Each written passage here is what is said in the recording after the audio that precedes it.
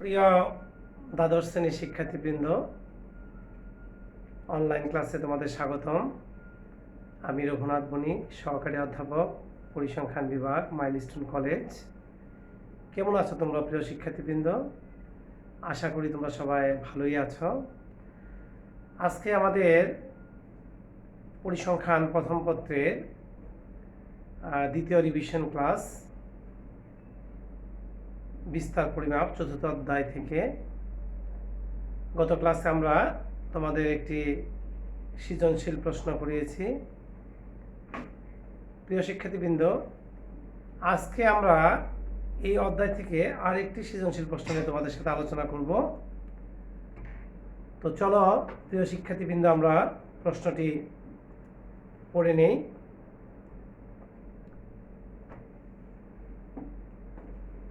বিগত 6টি ম্যাচে বাংলাদেশের 2জন ব্যাটসম্যানের রানের তথ্য নিম্নরূপ। তোমরা জানো তামিম এবং সৌম্য 2জন বিখ্যাত ক্রিকেটার বাংলাদেশের। দেখো, তামিমের 6টা ইনিংসে রান দেওয়া আছে 45, 75, 100, 25, 65, 55 এবং সৌম্যের দেখো 6টি ইনিংসের রান 102, 0, 5, 35, 10 এবং 45। তামিমের রানের বিভেদাঙ্ক দেওয়া আছে 16%। প্রিয় শিক্ষার্থীবৃন্দ, প্রথম প্রশ্নটি হচ্ছে ভেদাঙ্কের সর্বনিম্ন মান কত? আমরা জানি যে ভেদাঙ্ক হচ্ছে একটি বর্গ সংখ্যা, অর্থাৎ উপাত্তের মানসমূহ থেকে তার গড় মানের ব্যবধানের বর্গের সমষ্টিকে তথ্য সংখ্যা দ্বারা ভাগ করে যে মান পাওয়া যায় তাকে আমরা ভেদাঙ্ক বলি। তাহলে আমরা যদি 0কে বর্গ করি তাহলে 0 হবে, 1কে বর্গ করলে 1 হবে, 2কে বর্গ করলে 4 হবে, -1কে বর্গ করলেও কিন্তু আমাদের 1 হবে। তার মানে ঋণাত্মক কোনো মান আসবে না। তাহলে আমরা দেখতে পাচ্ছি যে এখানে সর্বনিম্ন মানটা হচ্ছে 0। আমাদের এত ব্যাখ্যা দেওয়ার কোনো প্রয়োজন নাই, যেহেতু আমরা পূর্বে এই টপিকস নিয়ে আলোচনা করেছি। সো আমরা ক্লিয়ার বুঝতে পারছি যে ভেদাঙ্কের সর্বনিম্ন মান 0। সো যেহেতু আমাদের এটা জ্ঞানমূলক প্রশ্ন, অতএব তোমরা এক কথায় লিখে দিবে ভেদাঙ্কের সর্বনিম্ন মান 0। ক্লিয়ার? আশা করি তোমরা বুঝতে পেরেছ। সেকেন্ড কোশ্চেনটা হলো বিভেদাঙ্ক একটি এককবিহীন বিশুদ্ধ সংখ্যা। বিভেদাঙ্ক একটি এককবিহীন বিশুদ্ধ সংখ্যা। বিভেদাঙ্ক তাকে আমরা কাকে বলবো? বিভেদাঙ্ক হচ্ছে যে পরিমিত ব্যবধান হচ্ছে আমাদের ভেদাঙ্কের বর্গমূল। পরিমিত ব্যবধানকে তার গড় মান দ্বারা ভাগ করে যদি আমরা শতকরায় প্রকাশ করি, সেটাই হচ্ছে আমাদের বিভেদাঙ্ক। তাহলে যেহেতু বিভেদাঙ্ক একটা আনুপাতিক সংখ্যা, সো আমরা এক কথা এখান থেকে বলতে পারি যে এর কোনো একক থাকবে না। কারণ দেখো যে পরিমিত ব্যবধান এবং গড়ের একক যদি সেম হয়, উপরে নিচে থেকে কিন্তু কেটে যাবে, সেই ক্ষেত্রে আমাদের একক থাকবে না। এখন আমরা এটাকে একটু কিভাবে গুছিয়ে লিখবো দেখো। তাহলে আমি ক নম্বর প্রশ্নের উত্তরটা পেয়ে গেলাম। ক নম্বর প্রশ্নটির উত্তর হচ্ছে যে ভেদাঙ্কের সর্বনিম্ন মান, ভেদাঙ্কের সর্বনিম্ন মান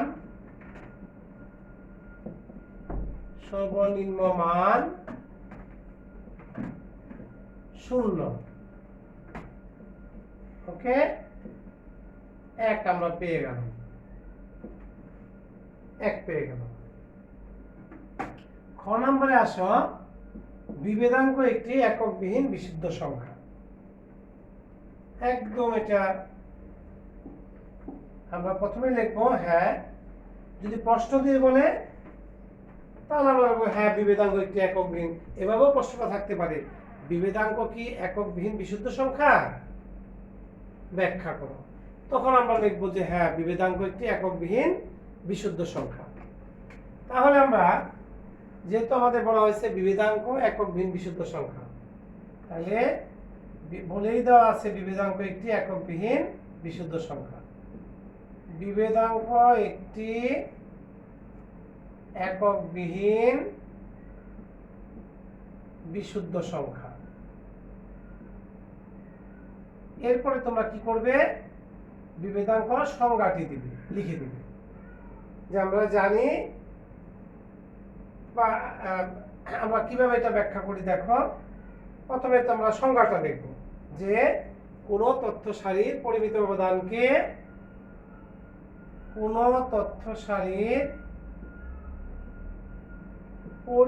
ব্যবধানকে পরিমিত ব্যবধানকে তথ্য সংখ্যা দ্বারা ভাগ করে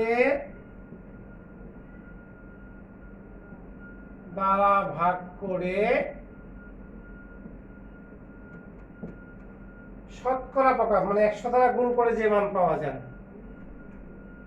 প্রাপ্ত ভাগফলকে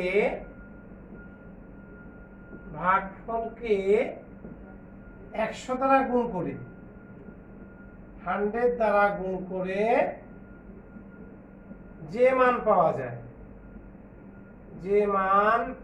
যায় তাকে বিভেদাঙ্ক বলে। ওকে, তোমরা পূর্বেই জানো, তারপরে আমি আবার তোমাদের বোঝার সুবিধার জন্য আবার আলোচনা করে দিচ্ছি। বলে গাণিতিকভাবে আমরা তাহলে কি লিখতে পারি, গাণিতিকভাবে আমরা দেখো লিখতে পারি সিবি সমান sigma by x bar into 100। তাহলে এখানে আমরা কি দেখতে পাচ্ছি, এখানে আমরা দেখতে পাচ্ছি যে গাণিতিক গড় এবং পরিমিত ব্যবধান হচ্ছে কি একটি একই একে প্রকাশিত হয়, একটা আনুপাতিক রাশি যা একই একে প্রকাশিত হয়।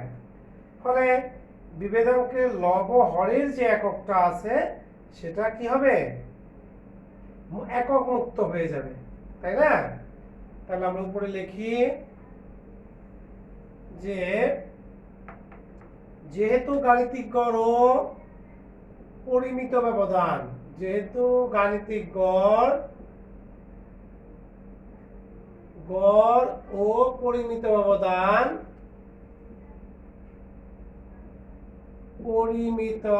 ব্যবধান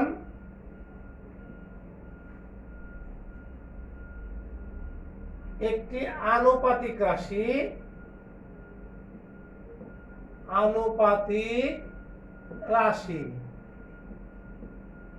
এবং উভয়ের একক সমান একই,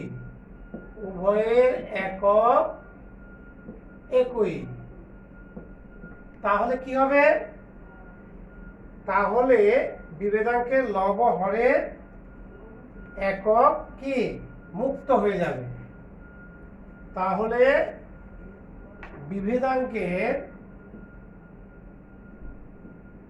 বিভেদাঙ্কের লব হরের একক মুক্ত হয়ে যাবে। ওকে, যেমন ধরো আমি যদি সিবি পরিমিত ব্যবধান 5 মিটার মনে করো, আর গড় মনে করো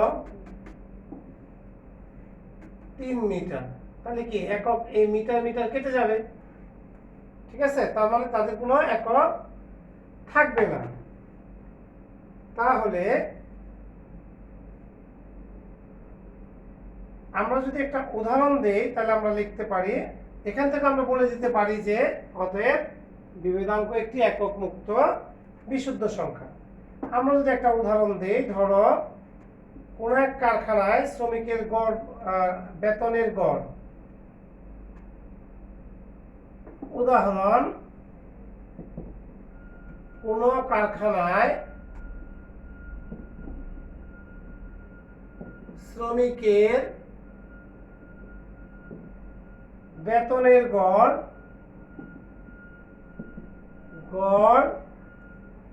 ধরো 500 টাকা এবং পরিমিত ব্যবধান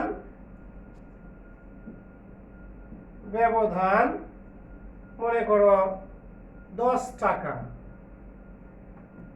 তাহলে বিভেদাঙ্ক কি হবে? শ্রমিকদের বেতনের বিভেদাঙ্ক। সুতরাং শ্রমিকদের বেতনের বিভেদাঙ্ক হবে সিবি সমান sigma by x bar into 100%, 100, that means 500 টাকা বাই কত, 10 টাকা ইন্টু 100। দেখো একক একক কেটে টাকা টাকা কেটে যাচ্ছে, তাহলে 50%। তাহলে আমরা মনে রাখবো যে কোনো আনুপাতিক রাশি হচ্ছে একক মুক্ত, ঠিক আছে? অতএব আমরা বলতে পারি যে বিভেদাঙ্ক একটি একক মুক্ত বিশুদ্ধ সংখ্যা। অতএব বিভেদাঙ্ক একটি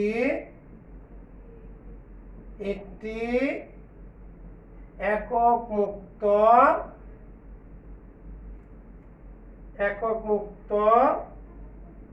বিশুদ্ধ সংখ্যা। আশা করি প্রিয় শিক্ষার্থীবৃন্দ তোমরা বুঝতে পেরেছ যে কিভাবে আমরা দেখতে পেলাম যে বিভেদাঙ্কের কোনো একক নেই। এখন আমরা দেখব যে সি নাম্বার যে প্রশ্নটা, গ নাম্বারে যে প্রশ্নটা চাওয়া হয়েছে সেটা হচ্ছে সৌম্যের রানের গড় ব্যবধান বের করতে বলেছে। তাহলে গড় ব্যবধান আমরা কাকে বলি? গড় ব্যবধান আমরা সূত্রটা কি দেখি, একটু দেখি, একজন বলো দেখি গড় ব্যবধানের সূত্র কি? আমরা জানি যে গড় ব্যবধান সমান কি,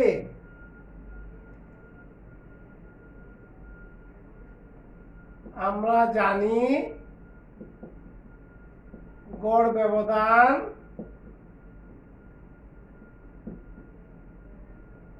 mean deviation equal to summation modulus xi minus x bar by n।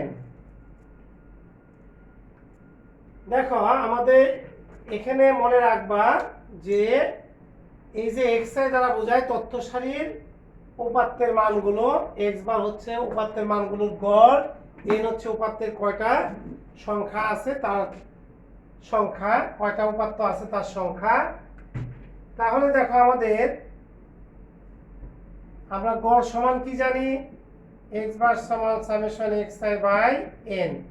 এখানে xi হচ্ছে আমাদের, যেহেতু সৌম্যের গড় ব্যবধান বের করতেছি, তাহলে xi হচ্ছে আমাদের সৌম্যের রানের চলক, আমরা xi ধরবো। তাহলে আমরা এখন একটা সারণী করি। দেখো গণনা তালিকা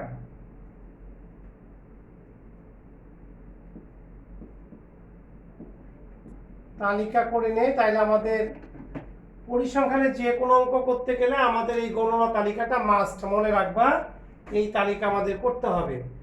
আর এখানে xi দেখবা যে কোনো সূত্রেই তুমি xi দেখবা, তার মানে ওইটা হচ্ছে আমাদের যে উপাত্তের মান, অর্থাৎ তথ্য সারির যে উপাত্তের মানগুলো আছে সেগুলোকে বোঝায়। আর x বার তো বুঝতেই পারছো, সেই উপাত্তের মানগুলোর গড়, n হচ্ছে উপাত্তের কয়টা সংখ্যা আছে তাকে n দ্বারা প্রকাশ করা হয়। তাহলে আমি x হলো এখানে সৌম্যের রানের চলক। দেখো কয়টা রান আছে সৌম্যের, xi হচ্ছে এখানে কত, 102। তার মানে আমি যদি 1 দেই তাহলে প্রথম ইনিংসের রানটা বোঝাবে x1 দিয়ে 0, তারপরে হচ্ছে আমাদের 5, 35, 10, 45 আমরা পেয়ে গেলাম সৌম্যের রান। আমাদের যেহেতু গড় ব্যবধান বের করতে হবে, তাহলে আমার গড় লাগবে। গড়ের জন্য কি করতে হবে, আমার এটা সামেশন করতে হবে। সামেশন xi কত, সামেশন xi হচ্ছে আমাদের, যদি আমরা যোগ করে দেখো 197। আমাদের এখন বের করতে হবে মডুলাস xi মাইনাস x বার। তাহলে এখানে দেখো x বার সমান আমরা পেয়ে যাচ্ছি n হচ্ছে কত 6, তাহলে x বার কত সামেশন xi বাই n। তাহলে xi কত পেয়েছি আমরা 197, আর n হচ্ছে আমাদের 6। দ্যাট মিন্স আমরা দেখো সৌম্যের রানের গড় পেয়ে গেলাম আমরা 32.83। আমরা সৌম্যের রানের গড় পেয়ে গেলাম। এখন যদি আমরা এটাকে এখানে বসিয়ে দেই 102 মাইনাস 32.83, তাহলে তার মডুলাস করলে, মডুলাস মানে কি, অর্থাৎ যে অলওয়েজ পজিটিভ, মানে সর্বদা মানটা ধনাত্মক হবে, ঋণাত্মক আসলেও সেই মানটা ধনাত্মক হবে। তাহলে দেখো আমার মানগুলো কি হচ্ছে পর্যায়ক্রমে। আমি যদি 102 থেকে 32 বিয়োগ দেই, তাহলে আমি পাচ্ছি 69.17। 0 থেকে 32.83 বাদ দিলে তার মডুলাস মান হবে 32.83। তারপরে আমাদের 5 থেকে যদি আমরা বাদ দেই তাহলে 27.83। তারপরে 35 থেকে 32.83 বাদ দিলে আমরা পাচ্ছি 2.17। 10 থেকে যদি আমরা বাদ দেই তাহলে পাচ্ছি কত, মাইনাস, সেটা মডুলাস মান 22.83। 45 থেকে যদি আমরা বাদ দেই 12.17। এখন আমি যদি এটাকে সামেশন করি, সামেশন মানে হচ্ছে এই মানগুলোর যোগফল, মডুলাস মানগুলো। x বার সমান কত হচ্ছে, তোমরা ক্যালকুলেটর দিয়ে করে নিবে, দেখো যোগফলটা পাচ্ছি 167। এখন আমরা এই ফর্মুলাতে মানটা বসিয়ে দেই যে সৌম্যের রানের গড় ব্যবধান, সুতরাং গড় ব্যবধান, সৌম্যের রানের গড় ব্যবধান কি হবে, যে মিন ডেভিয়েশন ইকুয়াল টু কি সামেশন মডুলাস xi, মানে আমাদের তো দেওয়াই আছে সূত্র, তাহলে আমরা মানটা বসাই দেই 167 বাই কত 6, তাই আমরা কত পাচ্ছি 27.83। এইটাই হয়ে গেল আমাদের সৌম্যের রানের কি 6টি ইনিংসের গড় ব্যবধান। আশা করি তোমরা বুঝতে পেরেছ প্রিয় শিক্ষার্থীবৃন্দ। এখন আমরা দেখব আমাদের নির্বাচক মণ্ডলী বলেছেন যে কাকে নির্বাচক মণ্ডলী দলে চূড়ান্তভাবে নির্বাচন করবে, সেটা আমাদের এখন প্রকাশ করতে হবে। তোমাদেরকে আমি পূর্বেই আলোচনা করেছি যে যখন আমরা কোনো কম্পেয়ার করব যে কোনটা বেস্ট বা কোন খেলোয়াড়টা বেস্ট, কাকে দলে নির্বাচন করব, সেই ক্ষেত্রে তোমরা দেখবে যে কার রানের বিভেদাঙ্ক কম, তাহলে তাকেই কি করবে নির্বাচক কমিটি দলে চূড়ান্তভাবে নির্বাচন করবে। তাহলে আমরা কিন্তু অলরেডি বিভেদাঙ্ক, আমাদের তামিমের বিভেদাঙ্ক কিন্তু দেওয়া আছে রানের। আমরা এখন কি করব, সৌম্যের রানের বিভেদাঙ্ক বের করব। ওকে, তাহলে আমরা ঘ নাম্বারটা শুরু করি। দেখো প্রিয় শিক্ষার্থীবৃন্দ, আমরা আমাদের দেওয়া আছে যে তামিমের রানের বিভেদাঙ্ক, তামিমের রানের বিভেদাঙ্ক, বিভেদাঙ্ক কি দেওয়া আছে, সিবি অফ তামিম, আমি টি দ্বারা প্রকাশ করলাম, 16% দেওয়া আছে। ওকে, তাহলে আমরা এখন কি করব, সৌম্যের বিভেদাঙ্ক বের করব। তাহলে সৌম্যের আমার কি লাগবে, সৌম্যের পরিমিত ব্যবধান আমাকে বের করতে হবে। সৌম্যের রানের পরিমিত ব্যবধান দেখো, তাহলে আমরা পরিমিত ব্যবধান সম্পর্কে কি জানি? আমরা জানি সৌম্যের রানের চলককে আমরা কি ধরবো? এক্স আই ধর, আমরা এক্স আই না ধরে ওয়াই আইও ধরতে পারি, এক্স আইও ধরতে পারি, সমস্যা নাই। ধরি সৌম্যের রানের চলক। সৌম্যের রানের চলক কি? সৌম্যের রানের চলক এক্স আই। তাহলে আমরা একটা গণনা তালিকা করে ফেলি, বিভেদাঙ্ক নির্ণয়ের গণনা তালিকা। হ্যাঁ, তাহলে আমরা গণনা তালিকাটা বের করে ফেলি। এটা আমাদের অবশ্যই করতে হবে, কারণ পরিসংখ্যানে মেনই হচ্ছে আমাদের অঙ্কের সারণী, গণনা সারণী। তাহলে আমরা দেখো, আমরা তার আগে সূত্রটাও লিখতে পারি, যে অসুবিধা নাই, আমরা গণনা তালিকাটা করে ফেলি। এক্স আই আর হচ্ছে আমাদের এক্স আই বের করি এবং আমরা এক্স আই স্কয়ার বের করি। তাহলে আমরা একটা শর্টকাট সূত্রের মাধ্যমে অঙ্কটা করে ফেলতে পারবো। দেখো আমাদের 102, তারপরে 102 0 35 5, তারপরে 35 10 45। এখন আমরা যদি এগুলোকে বর্গ করে দিই কত পাচ্ছি? দেখো 102 এর বর্গ হচ্ছে 10404, 0 এর বর্গ 0, 5 এর বর্গ 25, 35 এর বর্গ হচ্ছে 1 1 2 2 5, 10 এর বর্গ 100, 45 এর বর্গ হচ্ছে 2025। এখন আমি এগুলোকে যোগ করে দেই, যোগ করলে পাচ্ছি সামেশন xi ইকুয়াল টু 197 আর summation x square equal to পাচ্ছি হলো আমরা 13779।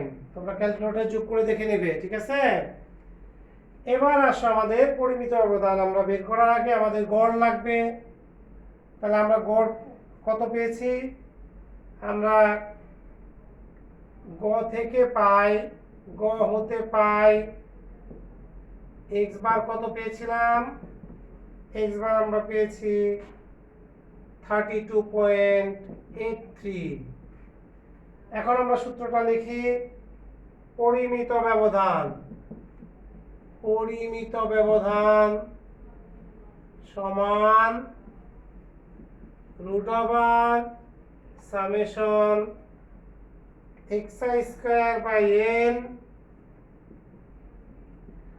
Minus summation xi by n whole square.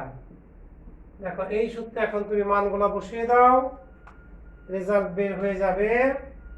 তাহলে আমরা যদি মানগুলো বসিয়ে দেই, 13779/6 মাইনাস 197/6 হোল স্কয়ার, এটাকে ক্যালকুলেশন করে আমরা যে ভ্যালুটা পাবো সেটা হলো 134.91। তাহলে আমাদের পরিমিত ব্যবধান পেয়ে গেলাম। পরিমিত ব্যবধান কি? সিগমা। আর এক্স বার কত পেয়েছি? তাহলে আমরা এখন যদি বলি যে সিবি অফ সৌম্য, তাহলে sigma by x bar into 100। Sigma কত? 34.91 বাই এক্স বার কত? 32.83 ইন্টু 100 ইকুয়াল টু কত হলো? ইকুয়াল টু হলো 106.34%। ওকে, তাহলে এখানে আমরা কি দেখতে পাচ্ছি? তামিমের রানের বিভেদাঙ্ক কি কম না সৌম্যের থেকে? সো আমরা লিখতে পারি যে এখানে সিবি অফ তামিম, এখানে CV of Tamim less than CV of Soumya.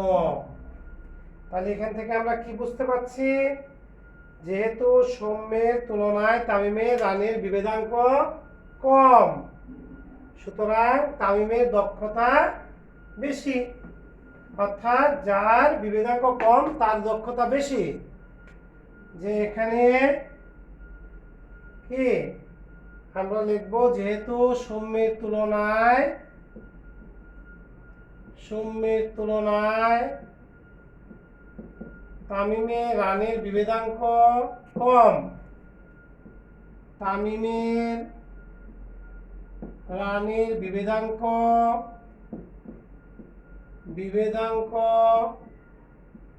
কম, সুতরাং তামিমের দক্ষতা কি, সুতরাং তামিমের দক্ষতা বেশি, তামিমের দক্ষতা বেশি। অতএব নির্বাচক মণ্ডলী কি করবে, দুজনের মধ্যে তামিমকে চূড়ান্তভাবে দলে খেলানোর জন্য নির্বাচন করবে। অতএব নির্বাচক মণ্ডলী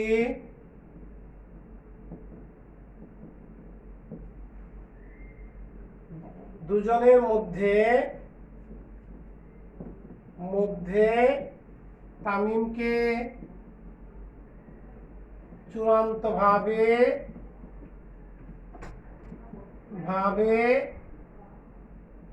দলে নির্বাচন করবে।